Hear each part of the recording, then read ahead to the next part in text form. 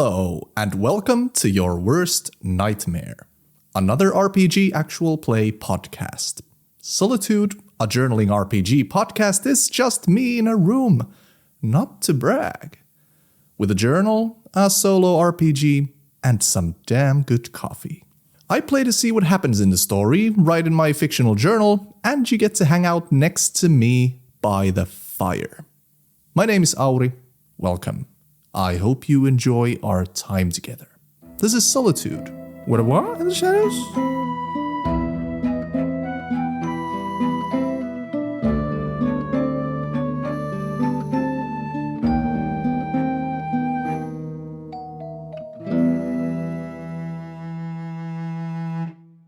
Musings from the shadows, baby. I think Loki has a dream. His dream is that he wants to learn to fly. He's heard legends of vampires who can turn into bats, turn into mist, other classic Castlevania Symphony of the Night stuff. He wants to fly so bad. He needs to do it. For practical reasons, even, he needs to get away from the fucking Garibaldi of death. The 18th century evil Robocop, who does have a rocket pack, who does have a jetpack, but that thing, I don't know how it works. I don't even know how it works now, even less so in the 18th century. But it's this steam pressurized thing of flying. But that thing runs out of fuel at some point. If I could turn into a bat, or just be a guy who flaps his arms and lifts somehow, that would be the best. I'm not sure if there's a prompt for that, but as soon as there's something that even hints at transfiguring or becoming animals or something like that, I'm a bat so fast. I think that's all the musings I have for now. How about we get into the real stuff? I want to know what's going on in America, so let's get into it. Let's prompt it up. That's 2 spaces forward, so we're at prompt 40, which says, how do you conceal yourself while you sleep? What steps have you taken for protection? Check a skill and create a resource. Create a mortal servant character if you like. Servants have gone so well for me in the past. Let's see. I'm in a new city. I'm in Philadelphia. I have absolutely no idea what it's like in 18th century Pennsylvania. I'm just gonna assume there's like a Main Street type old-timey town, because Philadelphia isn't a small town, but it's still, everything is so small compared to Southern Europe. I have to check a skill, and the only skill I have available is trust. So it would make sense that I kind of play this off with the servant. I don't want another, like an Igor type thing that I had going on with Garibaldi. Who would I trust? The meat pile family? I could have one of them serve me. Oh no, it has to be mortal. Well, I guess it makes more sense that they're immortals. How do I conceal myself? Okay, so if we use the trust, let's check that off. So I trust this person. What's like in the DNA of America? What's an inherently American thing? War? Nah. Loki isn't a fighter. Business, I guess. So if we start a business, yes. The mortal servant could be like an employee. I could start a business in Philadelphia, and it doesn't mean like a servant in the sense that Garibaldi was a servant, like not like a familiar type supernatural deal, but just he's my employee. He's my right hand. He's the Jeeves to my Worcester. I think that works. So the business is my front. What kind of a business would it be? Let's do Undertaker is a pretty obvious one. Garlic merchant. Also, he can't work with his hands. It's not like he can just become a carpenter by using trust. He knows music. Maybe he could build instruments. No, he's good with people. He's gonna run a motel. I think hotels became a thing in the late 1700s, or I don't think they were called hotels necessarily, but things similar to that. Like a fancy tavern, but I don't want a tavern like a restaurant thing. I want it's gonna be a hotel. Who the fuck cares about history? It's a hotel. It's a hotel. That's what it is. And I've got one employee who's doing all the cleaning, and well, Socrates is there, of course. He's with me, and he's got his own room. He's got his head space. That's what I think of when I think of the word concealing myself while I sleep. Is that the employee will handle the desk and kind of act as a guard. And my coffin is downstairs in the basement. It's a small hotel, like 3-4 rooms, maybe. So it's right downtown off Main Street. It's a building because I don't have any real resource to spend here, like money or things like that. It's a very humble space. But Loki gets a hotel going. It's got 4 rooms. A secret basement room. Maybe he got it from shady people, like bootleggers or something like that. There's like a hidden space in the basement, and that's where his coffin is. That's where he spends his nights, or his days, actually. And that's part of the disguise is he works the nights there. That's also a good way to get some grub. I'm not sure if that's very sustainable, but he eats people sometimes. He doesn't eat most of the customers, but he might lick a toe every now and then. And during the day when I sleep, there's the servant, there's the employee who is the servant's. The employee's name is Barry Galdi. He's Barry the Servitor. He's like a little kid. He's like 18, and this job is everything to him. I found him off the street. He's like a street kid. No parents, no connections. Just somebody who I picked up from the street, gave them a job, gave them room and board. This mortal has no idea I'm a vampire. But they respect me so much that they'll do everything in their power to keep me safe. So this is trust. And I create a resource. What hotel? What is it? Hotel Loki. Hotel Skeleton. Bones. Hotel Rest Your Bones Hotel. Bony. Bone Tell? That's Bone Tell Philadelphia. That's what it is. That's the place people come to do the nasty in. No grandmas are coming into the Bone Tell to rest their weary bones. No. It's sausage slapping time at Bone Tell Philadelphia. So that's my resource. That's what we're gonna do. My new resource, I lose the skill Trust and I gain the resource Bone Tell Philadelphia. And Barry Galdi trusts me so implicitly that he'd never question my word. When I say I'm in a meeting all night, every week, 365, he guards the door. He doesn't let anybody in. I should make a promise to him to make him a vampire one day. There's no way that could ever backfire, right? Since it's an actual resource, I think Bone Tell Philadelphia is going great. Loki Skeletonson has become a business owner. That's how you do the USA, is you start a business, you get an employee, you eat a few of the customers, but hey, who doesn't? I hear Disneyland does it all the time. I have so many resources that I haven't checked. I have beauty, object work, sainthood, and Bone Tell Philadelphia. I'm not going to play up the sainthood in the hotel thing, because I lost my faith. I'm not an actual like believer, a Christian anymore, even though I'm a saint. I'll probably save the sainthood resource for a time when it's got some pull, but I'm not gonna make it's not gonna be a Christian hotel. Christian hotel, Bonetel, Philadelphia? I don't think so. Most of our NPCs are men, so let's get some women in.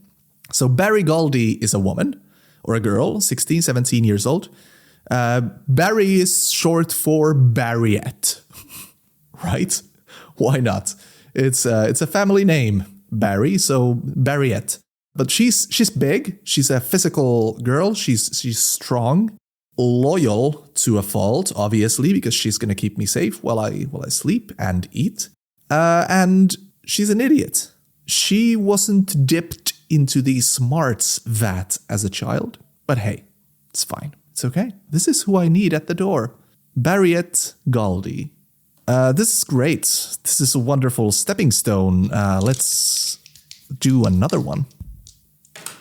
So we got 40 again. So like a 0. So yeah, we'll deepen the one we got. You are approached by a supernatural character unknown to you. They take you on a bizarre journey, then offer you spiritual solace in exchange for a terrible pledge. What do they demand? Will you accept? If you accept, gain a skill. A bizarre journey by a supernatural character. Spiritual solace. Terrible pledge.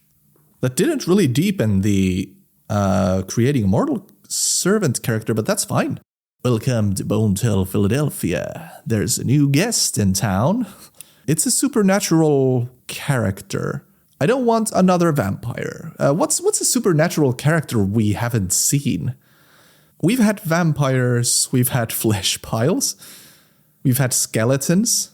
What's a type of supernatural thing that could take me on a bizarre journey and offer me spiritual solace? Like aliens?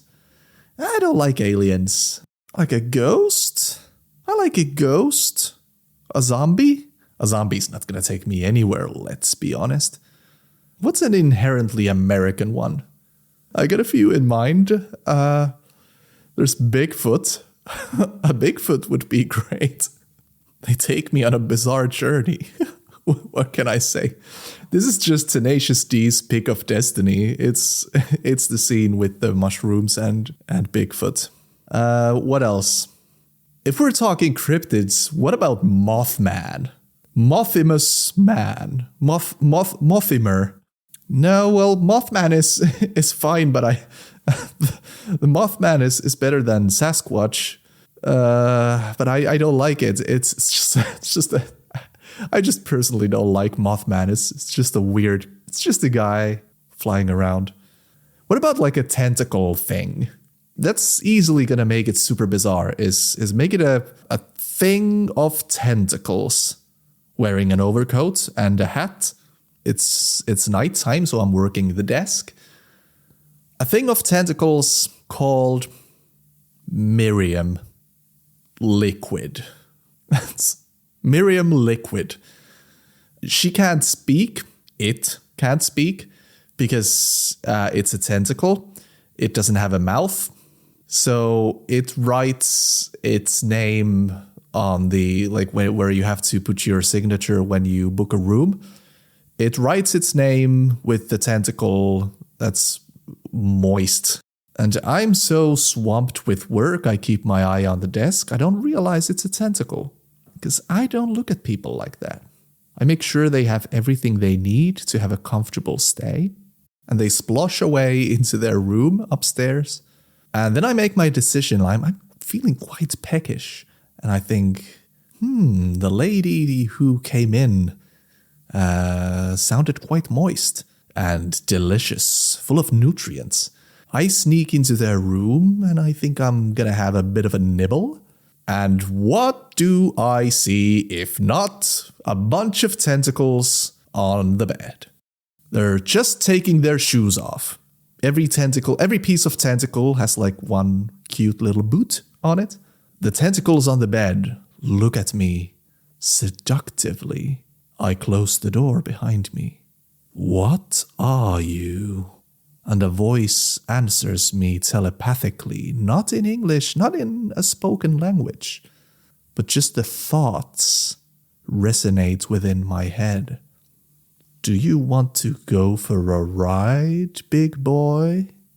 And I misunderstand what it means entirely.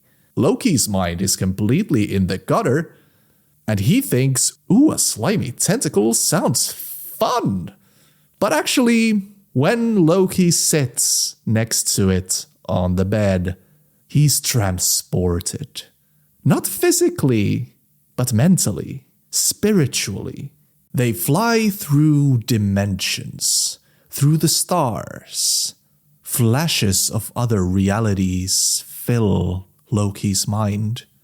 They offer me spiritual solace if I make my terrible pledge. I, of course, will accept. Spiritual solace is... I don't want spiritual solace. I'm going to change it to something else. We've just started a business, and we're in the United States of motherfucking America. It will offer me riches. It will offer me guaranteed success for the Bone Tell. I will be rich beyond my wildest dreams. I will want for nothing. A chain of Bone Tells all over. Every big city there's a Bone Tell.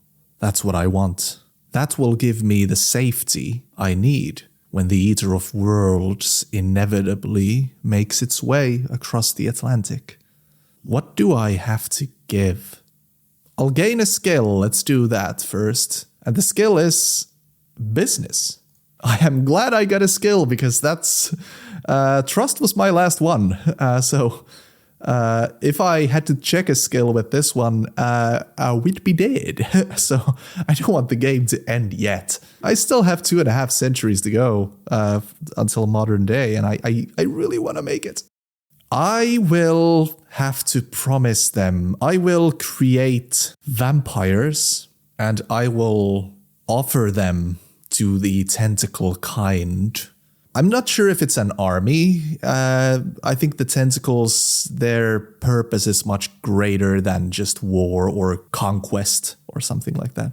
But they need immortal, eternal workers, and I promise to deliver. I will turn hundreds, thousands of people into vampires and offer them to the tentacles as workers. What kind of work? What are they trying to accomplish? I don't know. It's something much more complex than Loki is ever going to be able to figure out or comprehend. That's also why a chain of Bone Tells works great. It's a great way to turn people instead of just eating them.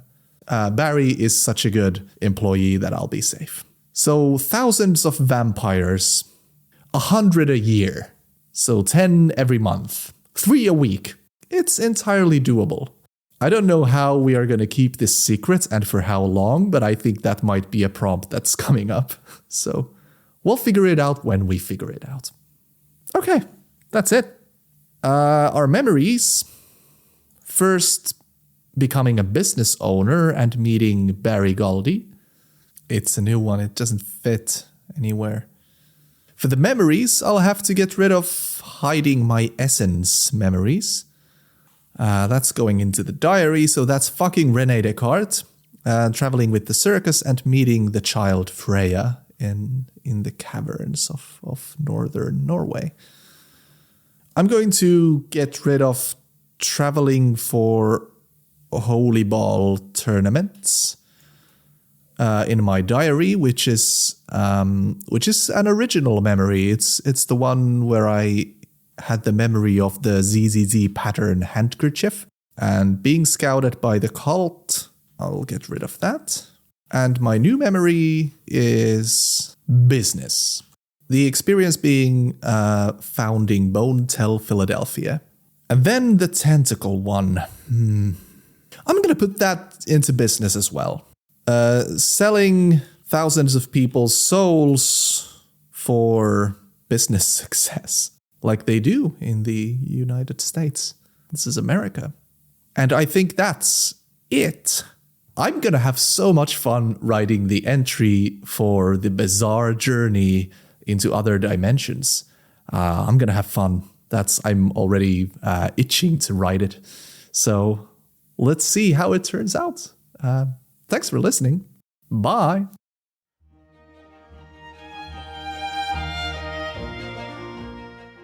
Thanks for listening, folks. My name is Auri Itämäki, and Solotude is my personal project.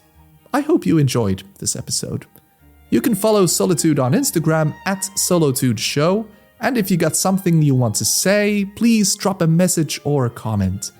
Please rate and review the show if you liked it so people can find it a little bit easier. Tell a friend. Word of mouth is really the only marketing I'm doing, so it would be awesome if more people found the show. Additional episode music courtesy of Epidemicsound, theme song by me. Solotude drops every week. Every other week there's an actual play episode, and on the off weeks I'll do a proper journal reading with music. It's gonna be great. Thanks again for listening. See you next week. Bye.